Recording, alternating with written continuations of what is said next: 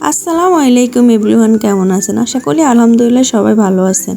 আমরাও আলহামদুলিল্লাহ ভালোই আছি। আজকে আমি রান্না করব ব্রয়লার মুরগির মাংস ভুনা। ঘরোয়া মশলা একদম কম উপকরণে রান্নাটা আমি করব। এভাবে রান্না করলে পরিবারের সবাই তো খুশি হবে আবার খেতে চাইবে। আপনারা একবার বাসায় করে দেখবেন, তারপর কমেন্টে জানাবেন কেমন হয়েছে। প্রথমেই আমি মাংসটা পানিতে ভিজিয়ে ছোট ছোট টুকরা করে কেটে ধুয়ে সুন্দর করে পরিষ্কার করে নিয়েছি। এখানে কিছু টমেটো, পেঁয়াজ কেটে নিয়েছি, তেজপাতা, মশলা, এলাচ এগুলো আমি ধুয়ে সব রেডি করে নিয়েছি। এখন চুলাতে একটা কড়াই বসিয়ে কড়াইতে পর্যাপ্ত পরিমাণ তেল, পেঁয়াজ কুচি, তেজপাতা, এলাচ, দারচিনি আমি দিয়ে এগুলো একটু ভাজা ভাজা করে 2 টেবিল চামচের মতো আদা, 1.5 টেবিল চামচের মতো রসুন বাটা দিয়ে আমি মশলাটা নেড়ে ছেড়ে নিব।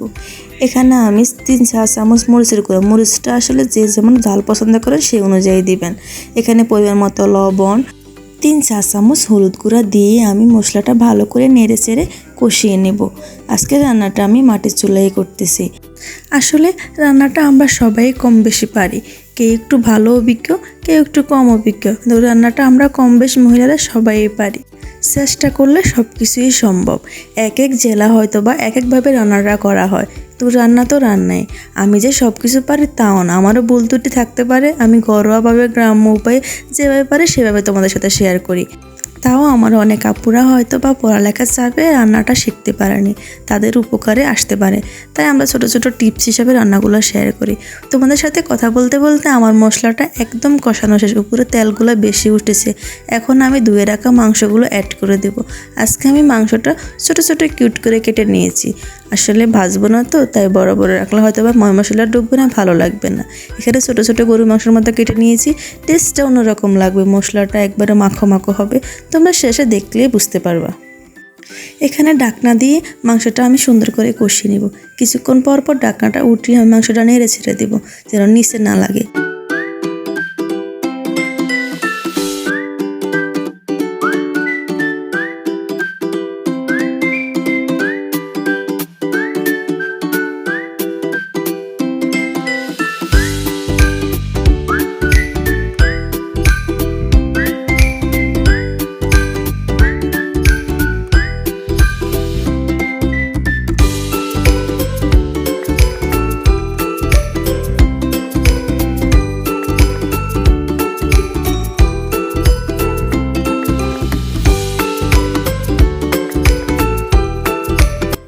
মাংসটা আমার একদম কষানো শেষ, দেখে বুঝতে পারছো কতটা মশলা মাখামাখা হয়েছে। এখন আমি পরিমাণ মতো পানি দিয়ে সেদ্ধ হওয়া পর্যন্ত অপেক্ষা করব।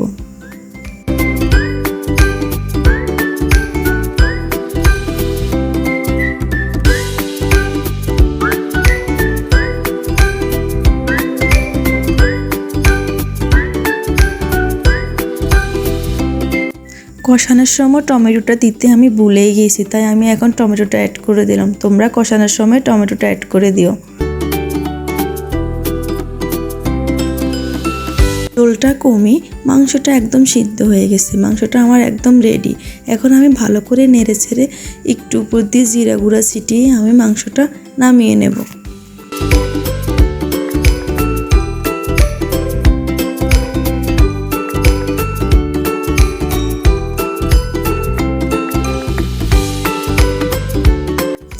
কালারটা দেখে বুঝতে পারছো কতটা লোভনীয় হয়েছে।